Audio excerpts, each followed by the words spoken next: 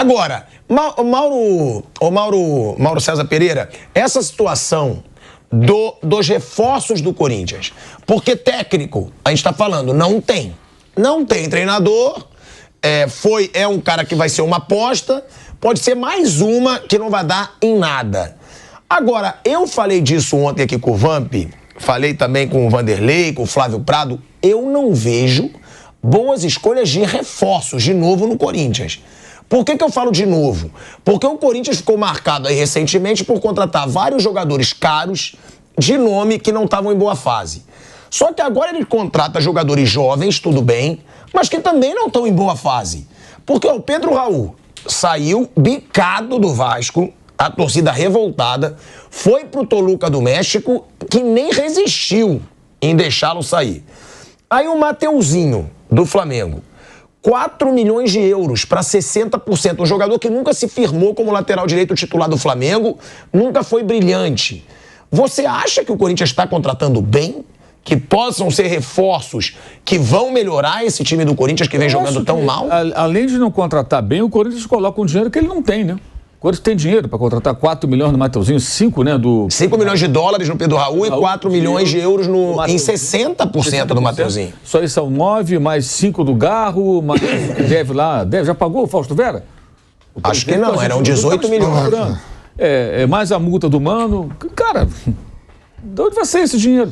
Não, o próprio Rojas também, ele não é comprado, mas o dinheiro vai para ele, né? Exato, teve cobrança em público agora recentemente, quer dizer, como é que vai fazer isso tudo? A questão é essa, eu acho que assim, o Corinthians não deveria estar contratando nenhum desses jogadores, deveria estar acertando suas contas, tentando botar a casa em ordem e trabalhar com jogadores que se forem possíveis, pegar jogador emprestado, entendeu? Buscar jogadores disponíveis no mercado que possam formar um time minimamente competitivo para tentar sobreviver. O Corinthians é um cara que está se afogando, tem uma boia ali, tem que se agarrar nela, cara. Sabe, não tem muita saída, não. Não tem saída. E assim, o cenário só piora. Você vê que venderam uma ideia, não, o maior patrocínio do Brasil e tal, aquele oba-oba todo. Aí depois a multa é essa, a multa que paga é o patrocinador novo, do antigo. Não, agora não é o do Corinthians, é um valor, daqui a pouquinho é outro valor. Cada hora é uma coisa, cada hora é uma coisa. Assim, eu acho que assim, parece incrível, mas... me parece que a atual gestão ela é mais assustadora do que a anterior, com relação à questão da gestão do clube. Sério? Você acha que pode ser pior? É o que está parecendo. Porque em nenhum momento eles fizeram nada no sentido, olha, nós temos que colocar a casa em ordem. E eles têm essa condição, porque eles não são, pelo menos em tese, não são responsáveis pela dívida. Eles eram oposição, né? Tiveram participação lá atrás, alguns já foram dirigentes do Corinthians e tal, tudo bem, mas foi lá atrás. Então teria a condição de chegar e falar, olha, encontramos a casa nesse estado, temos que organizar, mas não. Só se fala em time forte, em contratar, e não sei o quê. Então, bem preocupante. Acabou a farra. Do que adianta o diretor de finanças assumir que a dívida é de 1,65 bi, né? 1 bilhão e 650 milhões aproximadamente, quase 400, perto de 400 no curto prazo, e não tem nenhum projeto de redução dessa dívida. Qual é o projeto para reduzir a dívida? Como é que vai fazer? Contratando o Mateuzinho? Contratando o Pedro Raul.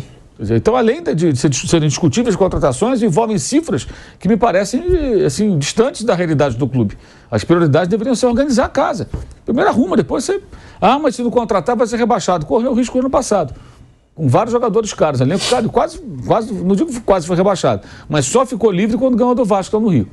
Foi no finalzinho do campeonato. Até aquele momento havia o medo do rebaixamento. Porque estava no bolo ali. Perto do Santos, né, que acabou caindo, estava sempre por ali.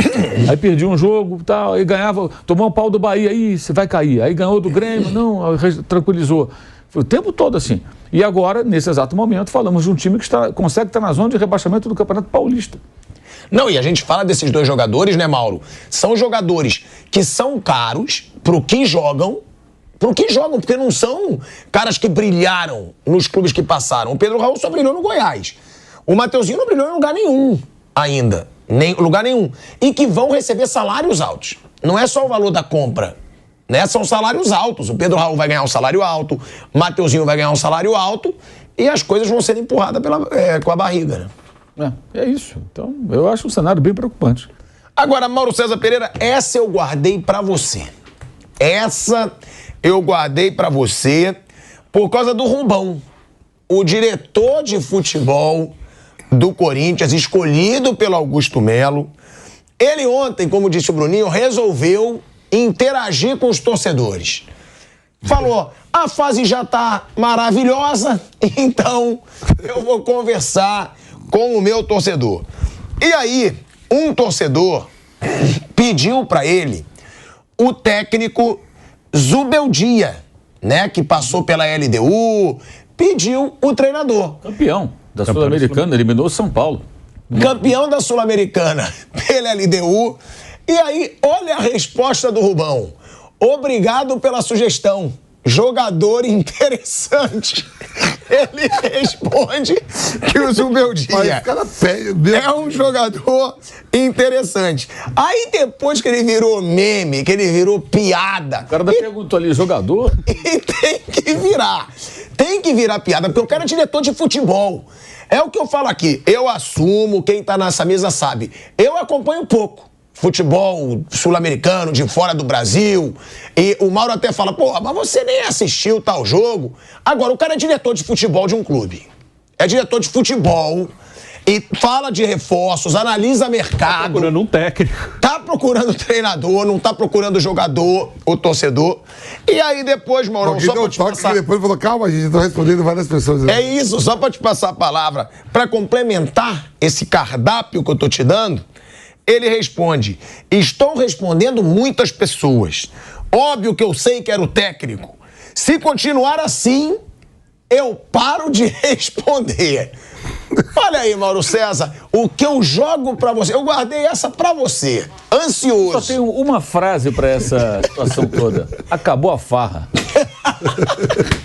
Mas é brincadeira, né? Acabou a farra, pô. Acabou a farra. Foi o que ele falou ali. Acabou a farra. Se ficar assim, eu paro de responder. Boa, Rubão. Mas você não viu, você viu que você viu que o São Paulo, quando ganhou agora do Palmeiras... Não zoeira, não. Eu tava vendo... Gostei do Rubão. Eu tava vendo que a torcida do São Paulo... Você viu que a torcida do São Paulo tava falando com o Rubão? Falou assim, parabéns, Rubão. Você falou certo mesmo. Acabou a farra para Flamengo, Palmeiras. Não pro São Paulo. E aí já começou a ver meme de tudo quanto é lado, né, cara? Não, mas é inacreditável. É inacreditável. O diretor de futebol ia ainda ameaçar depois. Ele podia falar, tá bom, galera, desculpa, confundi. Vou parar de responder. Primeiro que ele não tem que ficar respondendo. Ele tava na caixinha de pergunta do Instagram ontem. Como foi, Bruno? Perguntaram, já contratou técnico? Falou, agora, 22h40. Acabamos de contratar. Mandou lá. Isso é interessante, né, Bruninho? Porque é o que o Mauro disse. Ele falou, é dele a frase que ficou emblemática quando entra essa gestão do Corinthians. Acabou a farra. E aí vem o cara e manda essa. Ou seja, tá claro que quem dirige o futebol do Corinthians não entende de futebol? Ou é exagero? Mas eu acho que não é um privilégio do Corinthians, sabe? Acho que de quase todos. Assim, normalmente o diretor estatutário, que é como é falado, que é um cara da diretoria, um cara que é conselheiro, que é sócio, ele tá ali por uma questão mais política do que de conhecimento técnico. Votos, eleição, né? Então, assim, ele apoiou o Augusto Melo na eleição. O Rubão, o Vampeta estava lá, ele trabalhou como diretor em 2007, no ano que o Corinthians foi rebaixado. No ano que o Corinthians caiu, ele entra depois, ele chega depois, né? Ele já entra com a situação difícil, né? Não foi ele que montou o time. Ele entra no final. Mas ele participou ali.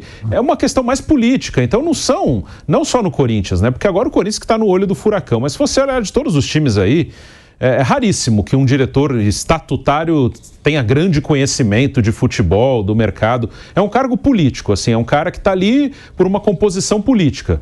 Na teoria, o executivo de futebol é o cara que tem mais conhecimento. Mas a gente sabe que na maior parte dos clubes, e no Corinthians é muito assim, esse estatutário, mesmo não tendo assim, não sendo um técnico, assim, um grande conhecedor do futebol, ele que manda, né? As pessoas às vezes criam a ilusão, não, vai vir um executivo, ele que vai mandar.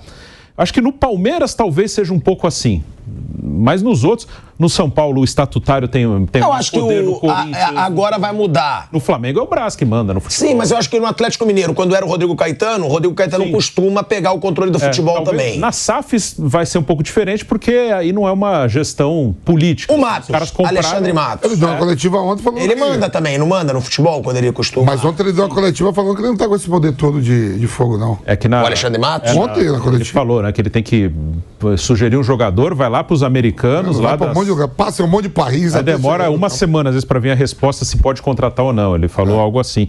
Mas, normalmente, quando é um clube político, e o Corinthians é muito político, o São Paulo é muito político, o Flamengo, esse estatutário manda bastante. Mas vai de encontro ao que o Augusto Melo falou nas eleições. Sim. Que ele falou que ia ter cargos técnicos com profissionais da área. Ele falou isso. Falou. Então vai de encontro à promessa que ele fez. Aí chega e bota um cargo político.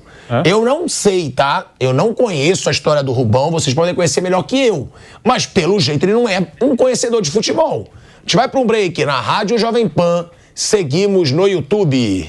Eu trabalhei com ele pouco tempo, assim, né? Ele chega depois, mas sempre teve... Eu acompanho mais na parte política do clube, de eleições para presidente. Sim. Você lembra que teve aquele negócio da CPI lá no Corinthians, que entrou para pegar os computadores?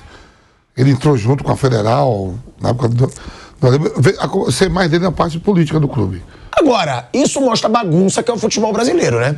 Porque, vamos lá, vamos lembrar dirigentes que a gente pode não gostar do trabalho, inclusive, mas que são técnicos. Tem o do Red Bull Bragantino. Sim, tinha o Thiago Escuro, foi pro Mônaco, agora tem outro, que é o Diego Serri. Eu tava falando do Thiago Escuro, eu nem sabia que ele tinha saído. Foi pro Mônaco. Tá, mas o do Red Bull hoje é técnico? Sim.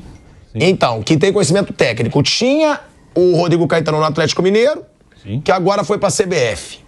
Alexandre Matos, no Vasco. No Vasco. Tem mais algum que seja técnico, na opinião de vocês, que seja de futebol? Sim, na teoria eles são professores. No São Paulo tem o Rui Costa, por exemplo, mas acima dele tá o Belmonte, que é estatutário, que é jornalista, trabalhou... Não, sim, mas aí tem uma explicação. Tem o político e tem o técnico. Isso. Como no Corinthians tem. Mas agora, teoricamente, o Fabinho é o técnico. Chegou agora. Só que mas o Rubão, quem manda no futebol é o Rubão. No Flamengo, quem manda no futebol? É o Marcos Braz. E ele é político, né? Mas o Bruno Spindel também não é um cara técnico de bola. Não é, né? Não, também não é. E eles são muito fechados, né? São. Agora, essa situação, Fabinho Soldado, Mauro, que você questionava tanto o que ele fazia no Flamengo. Hoje no Corinthians ele tem uma função definida. Ele é o diretor de futebol. É um cara que possa somar, futebolisticamente falando, para esse Corinthians, porque com certeza foi ele que trouxe o Mateuzinho, porque tinha um contato no Flamengo, né? Com certeza foi ele que tentou o Pablo, que acabou indo pro Botafogo. O Mateuzinho eu não sei não, porque o Mateuzinho veio bem antes dele, né? O Antônio Oliveira foi ele porque ele conhecia o Bruno Macedo, que era o mesmo do Vitor Pereira e do Jorge Jesus. O Mateuzinho estava bem antes dele, pô. Ele ainda estava no Flamengo. Quando o Mateuzinho... A primeira vinda do Mateuzinho. A primeira vinda. Agora talvez ele tenha ajudado a... Ele ajudou a do Antônio Oliveira. Talvez agora ele tenha ajudado o Mateuzinho a fechar, né? Mas o Mateuzinho veio bem antes dele. Não, sim, mas deu todo aquele problema. Deu. Não, e aí agora se resolveu. Tudo bem, mas antes o Mateuzinho veio antes que ele ainda estava no Flamengo. Ele foi anunciado bem depois. É um cara que com essa função definida, Mauro, pra você pode ser um bom nome? Foi jogador, tem um conhecimento? Nunca exerceu esse papel. Sinceramente, para mim isso aí é uma tentativa... Não tenho a menor ideia se o Fabinho Soldado tem condição. No trabalho dele do Flamengo, também nunca entendi o que ele fez lá. Parecia uma coisa muito mais de logística, dia a dia e tal, de supervisor do que no gerente. O que eles fizeram de bom lá? Participaram do que, afinal de contas, ali, nessas trocas de técnico? Deram suporte para algum... O Juan deu uma entrevista no começo agora do ano. Ele era um gerente técnico, outro gerente de futebol, né? E o Juan falou que quando os técnicos estrangeiros estavam lá, ele não se sentia muito próximo, muita vontade para, sei lá, não tinha muito trânsito. Tudo que ele fazia lá, pedia demissão. Então, você é gerente, o cargo de gerente no departamento de futebol, e o técnico não te ouve, tem que se fazer ouvir, né? Chegar no técnico, vamos conversar aqui e tal, olha, esse aqui é o Braz tem que apresentar. Esse aqui é o Juan, conhece? Claro que o cara conhece. Foi jogador, seleção, jogou na Alemanha. 2 Copas do Mundo. Copa do Mundo e tal, ok, beleza. Então, o Juan é nosso gerente técnico. Ele vai conversar com vocês. O cara tem que ouvir. Se o cara não der atenção, ele vai no Braz e fala, é o seguinte, o técnico lá não me dá a mínima, eu não consigo falar com ele. Eu não estou aqui para ficar aqui de vaquinha de presépio, eu quero ser ouvido, eu quero conversar, eu quero fazer meu trabalho.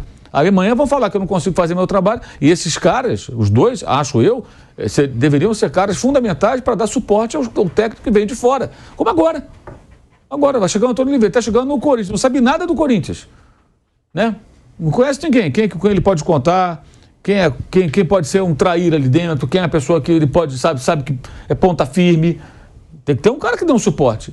Dava? Não sei, nunca se soube o que o Fabinho fazia exatamente ali. Parecia uma função mais burocrática, mais de logística, nada assim muito decisivo. Aí ele é catapultado para a condição de diretor de futebol, o cara que vai contratar e tudo. Aí começa levando o Mateuzinho, né, concluindo a negociação. Não começou bem, não. Mas o nível dos dirigentes do futebol é esse. O Zubeldia, o cara acha que é um bom jogador. Falando sério agora, te brincou com a situação, que a situação de fato ela é bem engraçada, né? Mas agora é engraçada e ao mesmo tempo é séria. Porque se você pensar, o torcedor do Corinthians, minimamente atento, ele pensa, caramba, o departamento de futebol do meu time está diante, tem uma pessoa à frente que ela acha que o Zubeldia, que é o técnico campeão da Sul-Americana, ele é um jogador. Porque você tem a obrigação de saber que é o Zubeldia. Há algum tempo não, mas no momento que ele eliminou o São Paulo da Libertadores e ganhou a Sul-Americana em cima do Fortaleza, ao time brasileiro, num sábado à tarde, onde todo mundo viu aquele jogo, foi um jogo isolado, né? Todo mundo viu o jogo lá em Maldonado, lá no Uruguai, todo mundo parou para ver. E, cara, você não sabe, você acha que é um jogador, não sabe quem é. Google, ele já estava na internet, que ele estava respondendo na internet, Google, né? Zubeldia. Técnico argentino, papapá, já trabalhou no Racing já até. LDU, papapá, esse cara, tá bom. Aí ele poderia responder, é um bom técnico e tal, mas estamos pensando em outra coisa aqui, sei lá, poderia falar qualquer coisa. Então, assim, cara, como é que você pode acreditar que uma pessoa que dá uma resposta dessa possa fazer um grande trabalho? Não anima, né? Não anima. E o contrário também vale. Se ele chegasse ali e desse uma aula para o cara. Não, o Zubeldia é um técnico que trabalha assim, os times dele jogam de tal maneira, estamos buscando um técnico com um perfil um pouco diferente, ou queremos um técnico que já esteja mais incorporado ao futebol brasileiro, temos urgência, ele necessitaria de uma adaptação, nós não temos esse tempo. Seria uma resposta legal. Ele fala, olha só, o Rubão respondendo... Está preparado. Propriedade, tudo. Então, o inverso também vale. Impressiona positivamente quando a resposta tem conteúdo e quando uma resposta como essa, aí vira meme. Mas assim, o meme é divertido porque não é corintiano. O cara arranca os cabelos. Fala, caramba, cara, olha só. O meu diretor de futebol não sabe nada de bola. É essa a sensação que fica, entendeu? Aí depois ele tenta corrigir, não tem mais conserto. Até porque não tem nenhum jogador chamado Zubeldia aí no mercado. Se tivesse um jogador, vai, não, mas eu pensou no jogador. Mas não tem, só tem um técnico, que é um nome diferente, né? Não é um nome assim que tem como... Rojas tem um monte, né? Você vai achar vários... No Racing tinha 2 Rojas, inclusive. Um veio pra cá, o outro ficou. Então... Foi falado no São Paulo até pouco tempo. São Paulo saiu. O nome especulado. O Muricy confirmou que tentaram marcar entrevista com ele ficou enrolando. Vamos marcar hoje. Não, hoje não posso, amanhã. O Muricy falou até numa entrevista, não, o cara aqui é São Paulo, o cara não quer vir, não vem. Ele... Acabou, isso foi agora, no mercado do futebol, ele foi cogitado. O nome dele estava nas páginas aí, estava nos sites aí, em todo lugar. Bom, Bruno Prado, e o Corinthians, com toda essa crise, né, com todo esse tumulto que vem acontecendo aí no Corinthians, o Corinthians vai enfrentar o Santos na Vila Belmiro. Hoje. Ou seja, é um jogo que pode manter o Corinthians na zona do rebaixamento do Campeonato Paulista. O Mauro César falava, rebaixamento, lutou contra o rebaixamento no Brasileiro, agora é no Paulista, ou seja, é um mico ainda maior.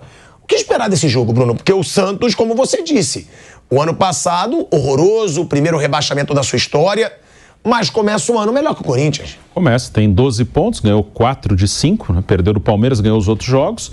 O Santos está muito mais tranquilo que o Corinthians, né? O Santos, para mim, é o favorito no jogo de hoje, é o Santos. O Corinthians está num momento bem tumultuado, e o time não é bom. Esse é um ponto, assim, claro que pode ser melhor que isso, né? Também é um time que está em penúltimo no Campeonato Paulista, é óbvio que dá para ser melhor que isso. O desempenho muito baixo também está ligado à pressão, ao emocional, a tudo isso. Dá para ser um pouco melhor, mas não muito melhor. Isso é um ponto que eu acho bem preocupante. Eu acho que o teto desse time não é muito alto, não. É um time de mediano para fraco. Não dá para ser. Esse time não vai evoluir tanto assim.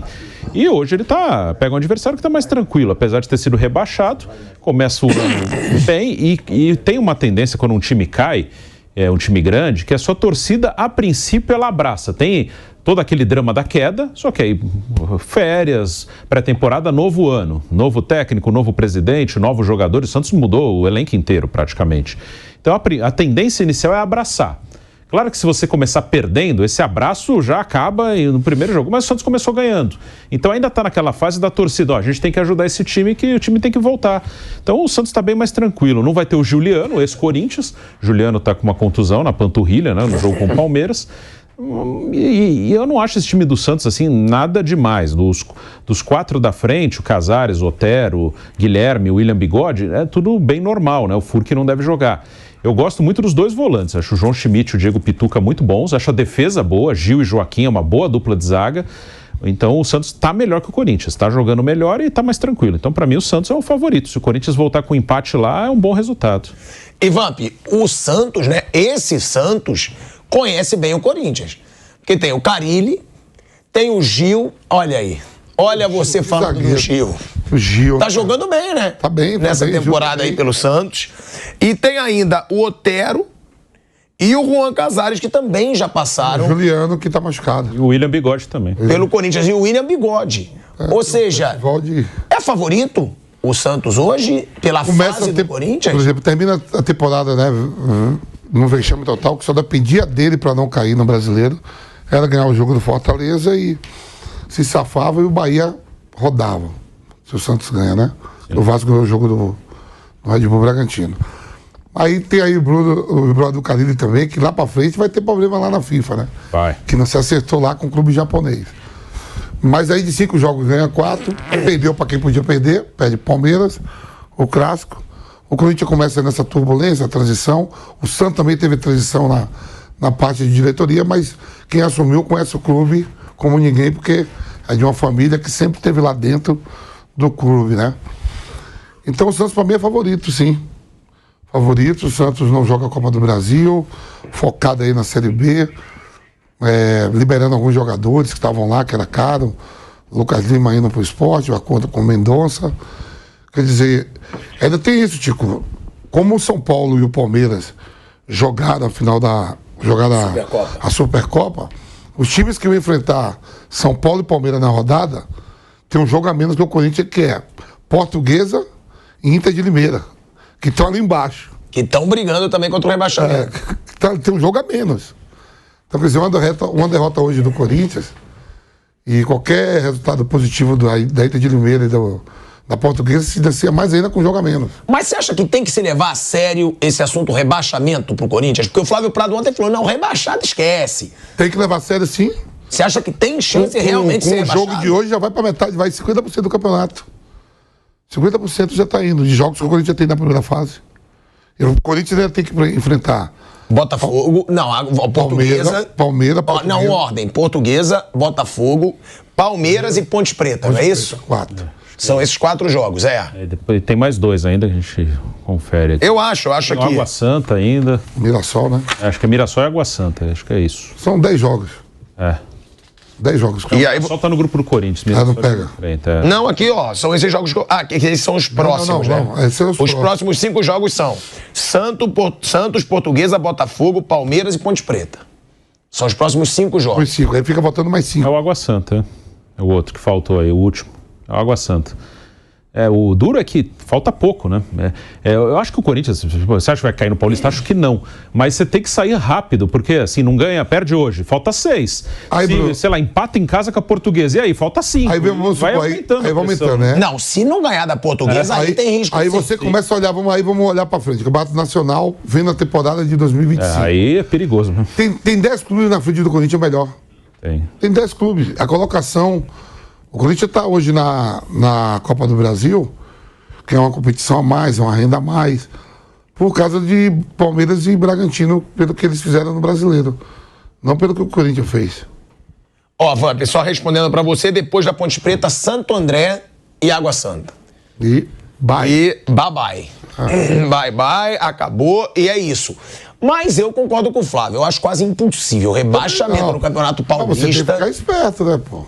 Tem que ficar esperto pela fase, né? E pela crise que existe, pela pressão. Eu mesmo apontava aqui que o Santos não caía. No começo do Brasileiro, eu digo, o Botafogo tem um time ruim. Pelo que fez no Campeonato Carioca, no estadual. O Botafogo quase entregou o título. Eu falava que o Santos não caía pelo plantel. Daqui a pouco o Santos, na última rodada, em casa, não se salvou, caiu. A gente acha que não. Daqui a pouco beira ali o precipício e você não sabe como sair com jogadores novos. O negócio é sair logo, assim. Tem que sair rápido. Se demorar muito, vira um inferno, assim, vira uma pressão. E é poucos jogos, Bruno. Sim. E, Mauro, sobre o jogo, Santos e Corinthians. O que você acha favorito? Acho um pavor pro Corinthians, né? Que tem uns caras lá que eram do Corinthians que estão no Santos. O Santos foi rebaixado. O Santos esse ano vai viver do quê? O Santos tem duas coisas para alimentar seu torcedor esse ano. Uma que é a principal, subir. A outra, dar uma chapuletada, a outra num rival.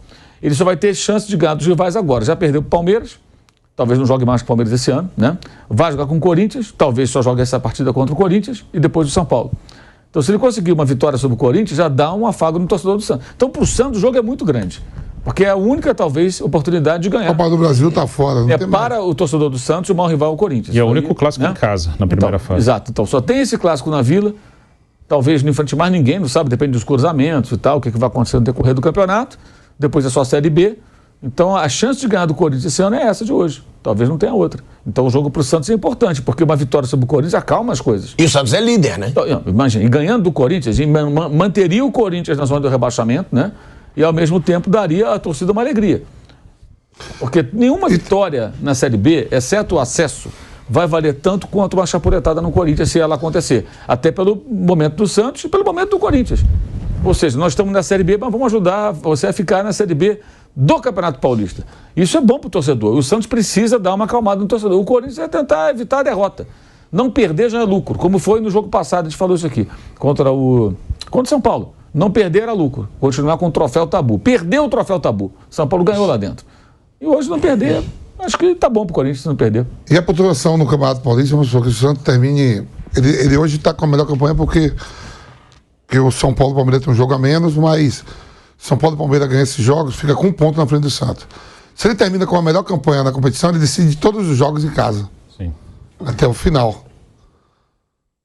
Né, Bruno? Até o final, porque para chegar ao final ele vai ter que continuar ganhando e somando pontos. Então, favorito o Santos para mim também.